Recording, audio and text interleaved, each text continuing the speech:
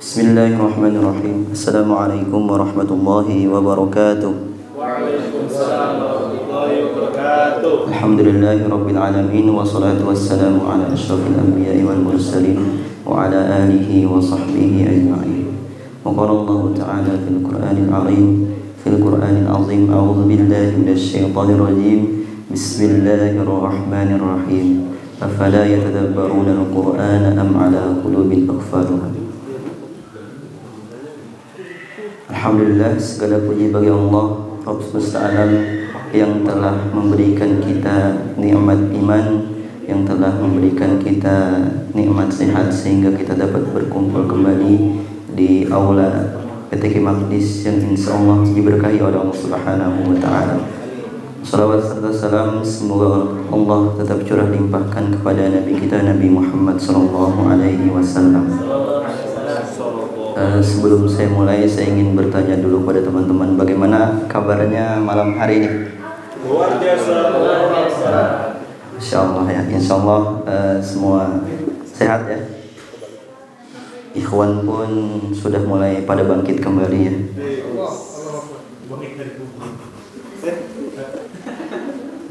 Alhamdulillah ya, pada malam hari ini saya diberi kesempatan oleh Allah Subhanahu wa taala untuk menyampaikan sedikit ilmu yang saya dapat dari kitab Ta'limul Muta'allim. Karena ikhwan ini menyampaikan hanya boleh dua hal, at-tibyan dan Ta'limul Muta'allim. Jadi saya akan membawakan kitab Ta'limul Muta'allim, yaitu di bab adab terhadap ilmu dan guru. Namun saya akan menyampaikan satu saja, yaitu adab terhadap guru ya.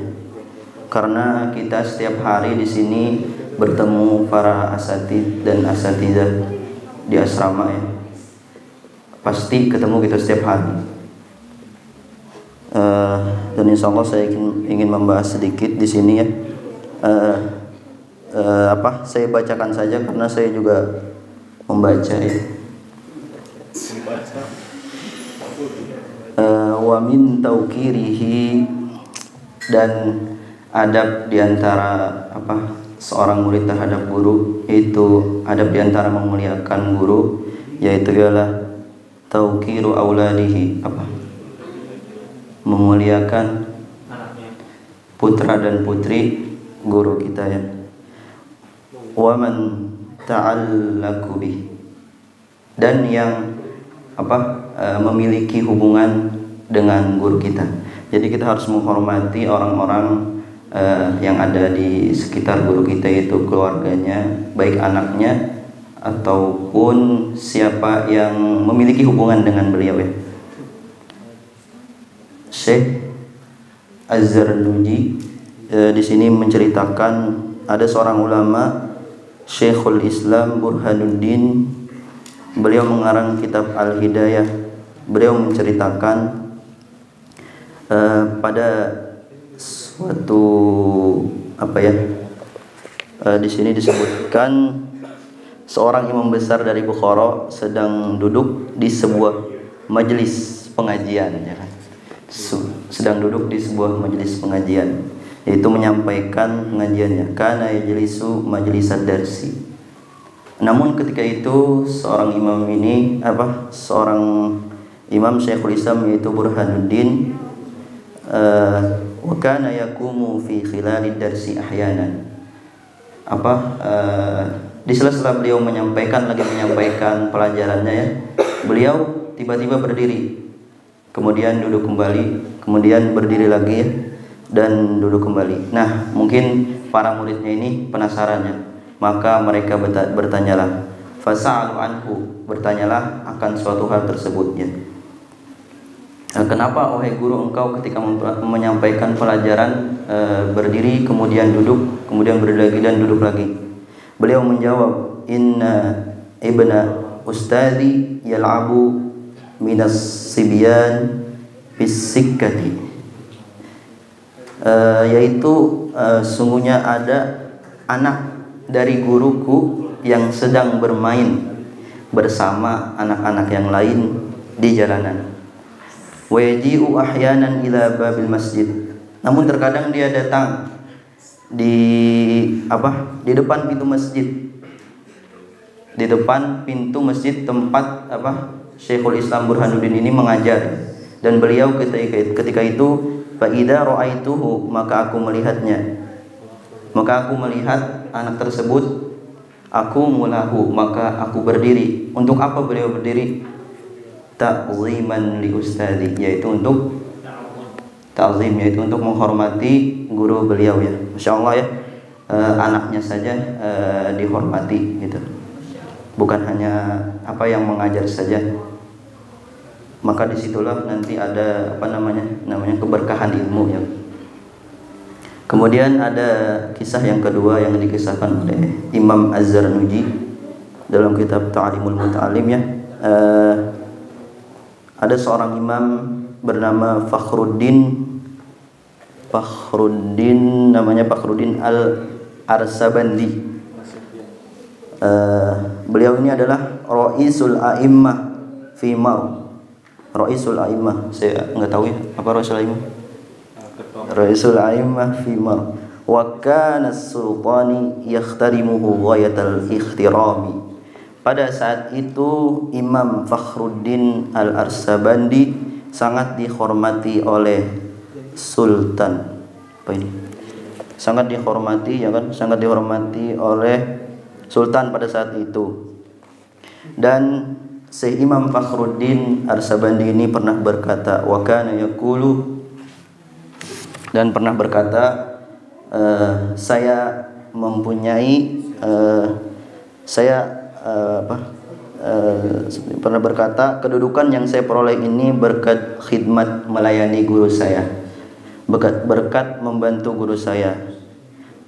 Dan beliau pun pernah mengabdi kepada guru beliau yang bernama Imam Aba Zaid Ad-Dabusi. Dan bahkan beliau ini membantu atau melayani untuk membuat makanan untuk gurunya tersebut, dan tidak makan kecuali disuruh oleh gurunya tersebut. Masya Allah sekalian, berkhidmat kepada guru itu termasuk yang jarang gitu ditemukan di kalangan para penuntut ilmu gitu. Dan di kisah terakhir, yaitu ada kisah Khalifah Harun Ar-Rasyid, ketika itu beliau mengirimkan anaknya kepada Al-Asma'i. Untuk apa? Untuk liyu'allimahu al-ilma wal adaba, yaitu untuk mengajarkan ilmu dan adab. Untuk mengajarkan ilmu dan adab. Maka ketika itu ya, qara'ahu yauman yatawadda. Mungkin Khalifah Harun Ar-Rasyid ketika itu ingin menengok anaknya yang berada di mungkin pesantrennya. Kalau zaman sekarang mungkin tempat pesantren itu. Ketika itu Imam Khalifah Harun Ar-Rasyid ini melihat anaknya itu dan gurunya sedang berwudu ya. Suatu hari tepat pada saat itu Al-Asimi hendak membasuh kaki. Anaknya menuangkan air di kedua kaki gurunya. Sang khalifah lalu menegur Al-Asimi. Dia berkata kepada Syekh Al-Asma'i, aku mengirim putraku kepadamu tidak lain agar engkau mengajari dia ilmu dan adab. Mengapa engkau tidak menyuruh dia menuangkan air dengan salah satu tangannya dan membasuh kakimu dengan tangan yang satunya lagi? Masya Allah ya, saking pentingnya ilmu gitu, saking pentingnya adab kepada guru kita. Di samping kita sebagai penuntut ilmu ya, harus beradab gitu. Sebagaimana yang tadi diceritakan tiga kisah tersebut mengandung banyak sekali hal yang mungkin jarang gitu kita temukan untuk zaman sekarang gitu ya kan. Terlepas dari buruk atau baiknya hal tersebut ya, insya Allah semua itu ada berkahnya selagi kita niat ikhlas karena Allah Subhanahu wa taala. Maka di sini saya menyampaikan lagi tadi kepada teman-teman, kita tingkatkan lagi adab kita kepada guru-guru kita, baik ustadz ataupun ustadzah kita ya. Jangan sampai ketika kita disuruh ataupun lagi dikasih tugas misalkan gitu ya, terus kita kesal, mungkin kita bisa singkirkan hal tersebut karena di balik semua itu pasti ada keberkahannya ya.